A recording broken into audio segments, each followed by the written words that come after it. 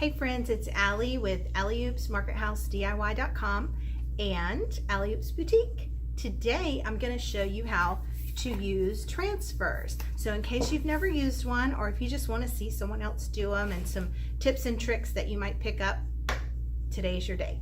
So here I go. I'm going to turn the camera down, show you how to add transfers to any piece of furniture, any project that you're working on. Today I'm working on a tray. I painted this in a previous video and I showed you how to do the chipping technique, and I thought this would be lovely with a transfer because of the colors, the pretty blues and greens, and I'm going to make it into a tray. I got a couple of handles that I'm going to adhere to it, and I'm going to have a beautiful tray that I can serve lemonade on this summer. So here we go. In a previous video, I had shown you my favorite way to create a chippy painted finish, and I had this cabinet door left over. So I thought it would be really great to make it into a tray. So I got me some handles just from Hobby Lobby that I'm going to screw down right here when I'm finished. And to make it even cooler, I thought the color combination would be great with this. So I love the colors, the greens, the whites, almost like a blue green or dark forest green, and all the different florals. So I was going to use this time to show you exactly how to use a transfer. I know a lot of people come in the store and they're like, oh, what are these? These are so cool. What do I do with them?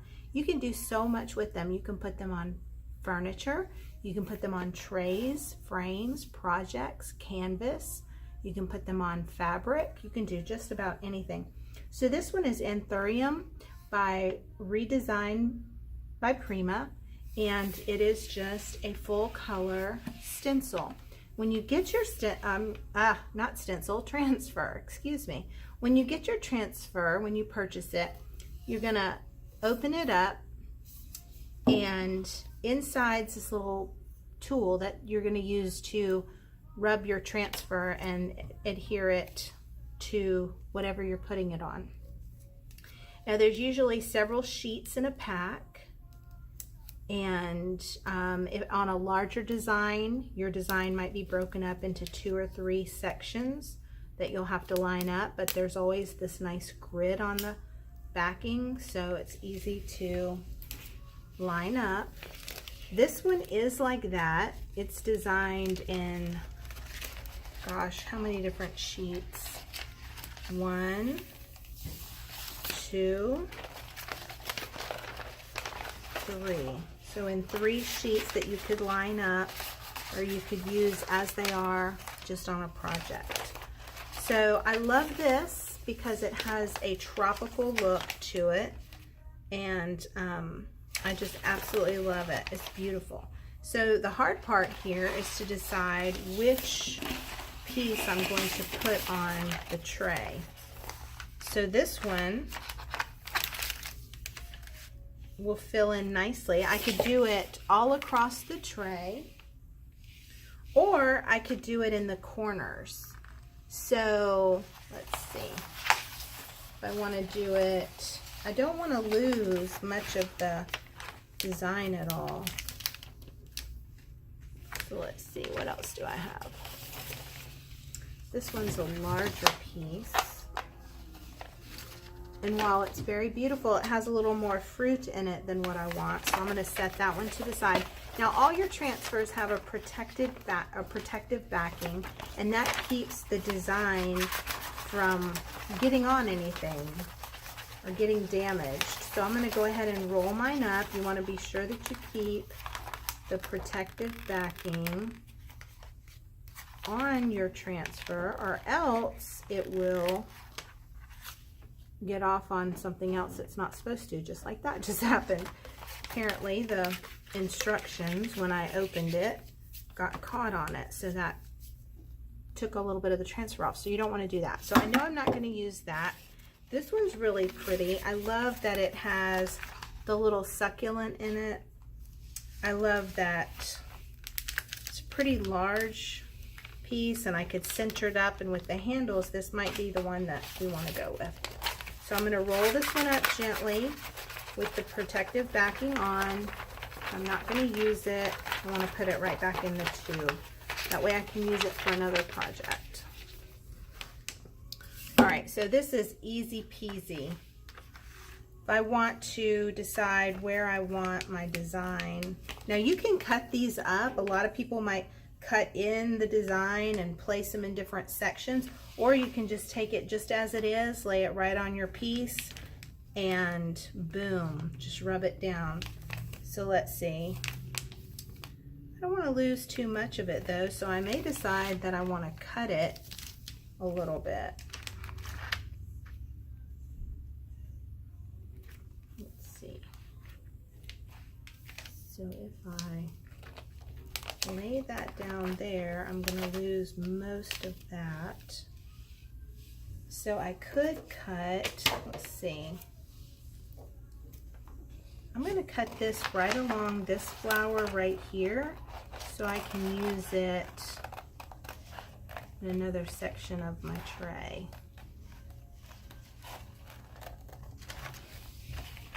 I'll show you what I'm going to do.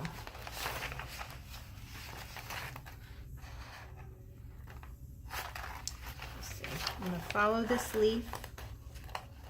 Sometimes you just wing it. It just kind of comes together as you work with a piece. And then, let's see. So that way I get that whole leaf.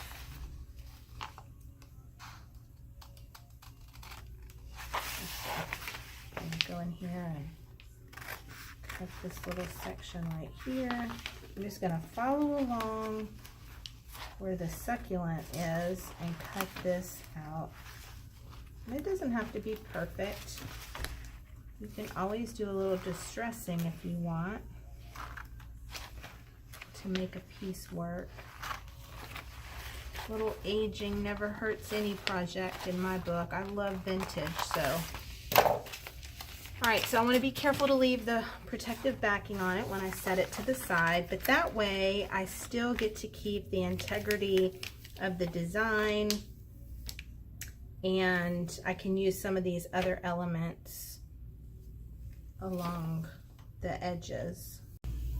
Okay, now that I've cut out the portion of my transfer that I want to use, I'm going to remove the protective backing, get it on out of the way, and I'm going to lay my transfer down exactly where I want it. So what I want to do is line up just the edge of the image along the edge of my tray, so I have a little space in this area. So don't press down ever until you've got it exactly where you want, or else it will stick down. Like that's stuck, so it's gonna have to be what it is. It's gonna go right here. So be sure you get it where you want it before you stick it down. So the next thing that you do is you just press it all down, and you use your little tool that comes with it, and you just start rubbing. So some people are very methodical. They'll get on the edge and then work their way over, which is great and probably how you should do it. But then there's people like me that go here and go there, and then I get tired of rubbing and I end up doing it the way you're supposed to do it, and start at one end and gently peel back the plastic as your image releases. So you just really want to press hard and rub your image down. And it's a good way to get a good arm workout, that's for sure. No lying there. It's just the nature of the game. But you want to be sure that you take your time and make sure that that image gets down on your piece that you're working on. Now, some people have asked, do I seal my piece before I put my transfer down? And I don't. I have read a couple of different techniques.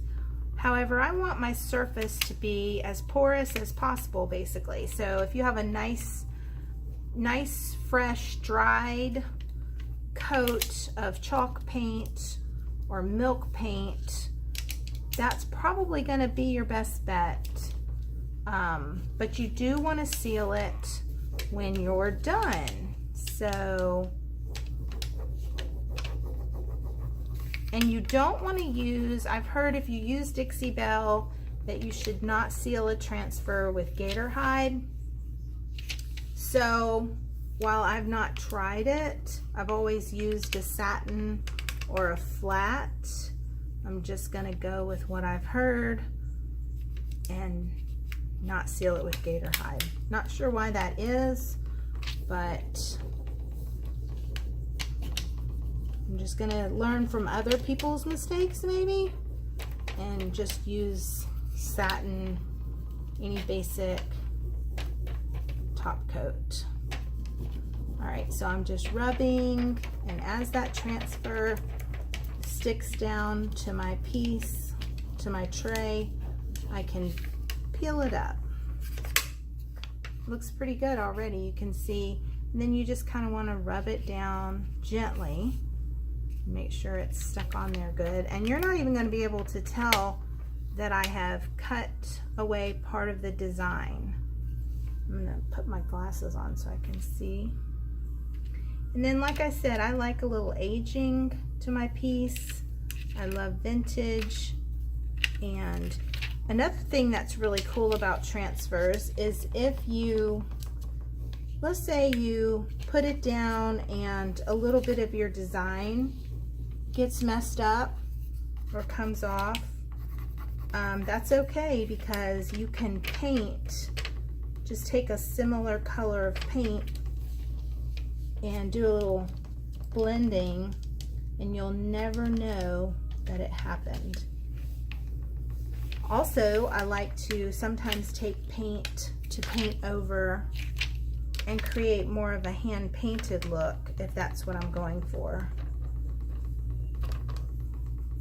If you put your sections down all together and line them up, and maybe a little area doesn't line up just properly, you can always match your paint color and blend it in those areas that you need to connect your design, and it'll look beautiful.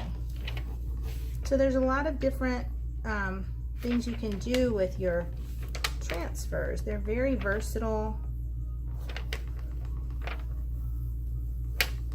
They add a unique element to whatever you're working on and truly make a piece look custom.